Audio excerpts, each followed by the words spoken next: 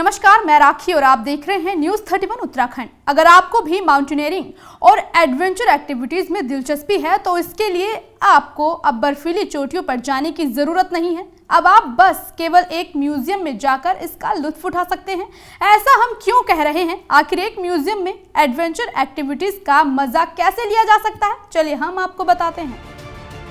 दरअसल नेहरू पर्वतारोहण संस्थान में पहाड़ी शैली में बने म्यूजियम में क्रेवास के ऊपर से चलकर इस अनुभव को लिया जा सकता है। जी हाँ, अब आप केवल एक म्यूजियम में जाकर ऊंची ऊंची बर्फीली चोटियों के बीच क्रेवास के ऊपर सीढ़ी के सहारे पार करने का अनुभव ले सकते हैं। साथ ही पर्वतारोहण सहित चारों धामों और पहाड़ी संस्कृति से भी इस म्यूजियम में 3D ऑडियो और विजुअल के साथ रूबरू हो सकते हैं।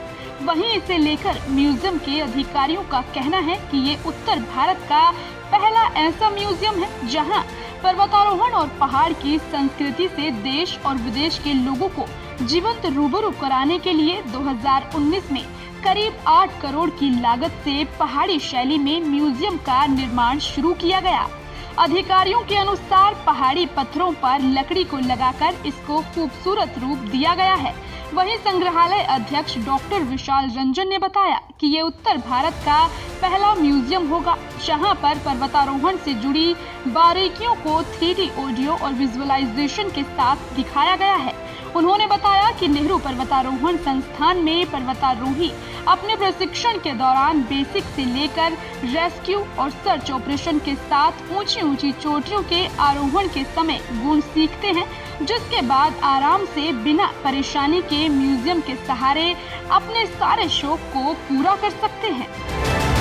ये जो हिमालयन संग्रहालय है नेहरू पर्वतारोहण संस्थान का एक प्रमुख संग्रहालय है और मैं समझता हूँ उत्तर भारत में इस प्रकार के संग्रहालय शायद नहीं है जो माउंटेनियरिंग और एडवेंचर्स को के लिए ही बनाया गया हो। और ये मल्टीपर्पज़ एक म्यूजियम है जिसका निर्माण 2019 में आरंभ किया गया था और वर्तमान में इसका निर्माण कार्य पूरा हो चुका है। और जो संग्रहालय बनाने का जो मेन मकसद ये था कि जो गढ़वाल की लुप्त प्राय जो एक आर्किटेक्चरल वैल्यू थी उसको रिवाइव करना था। इसलिए आप देखेंगे कि पूरा म्यूजियम का जो बिल्डिंग है उसको एक गढ़वाल के आर्किटेक्चरल पॉइंट ऑफ व्यू से डेवलप किया गया जिसमें पत्थर और लकड़ी का यूज़ किया जाता था। लेकिन जिस तरीके से जो कि आज मॉडर्न म्यूजियम्स का समय है तो जब आप अंदर जाएंगे तो एक कॉन्ट्रडिक्शन है, बाहर जितना ट्रेडिशनल है अंदर उतना ही मॉडर्न है। और जितने मॉडर्न गैजेट्स म्यूजियम में अप्लाई होते हैं आज के समय में जो एप्लीकेबल हैं उन सब का यूज़ हमने किया हुआ है। और विशेषतः इसमें 3 सेगमेंट हैं। एक सेगमेंट में हमने जो हिमालय की उत्पत्ति और हिमालय का इतिहास है उसको दिखाया है और दूसरे सेगमेंट में फिर हमने जो एडवेंचर जिसके लिए संग्रहालय जिस संस्थान में अवस्थित है तो माउंटेनियरिंग और एडवेंचर से रिलेटेड जो भी रिकॉर्ड्स होते हैं, जो भी क्रियाकलाप होते हैं उनको हमने 3 डायमेंशनल वे में दिखाया है। और जो तीसरा इसका जो सेगमेंट है वो यहाँ की लोक संस्कृति और लोक कलाएँ हैं।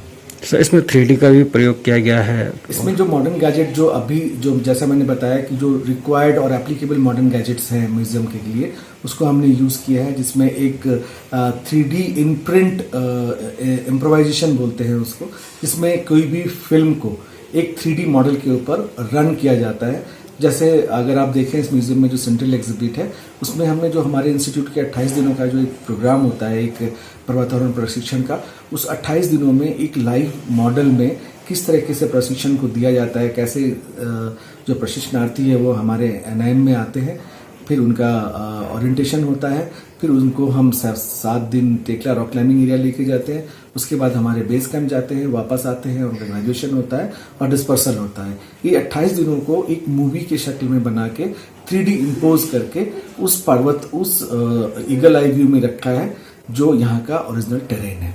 तो ये एक बहुत ही यूनिक और अट्रैक्टिव इंटरैक्टिव जिसको बोलेंगे वो गैजेट है इस म्यूजियम के। उत्तराखंड से जुड़ी तमाम खबरों को देखने के लिए हमारे चैनल को सब्सक्राइब करें और बेल आइकन दबाना ना भूलें।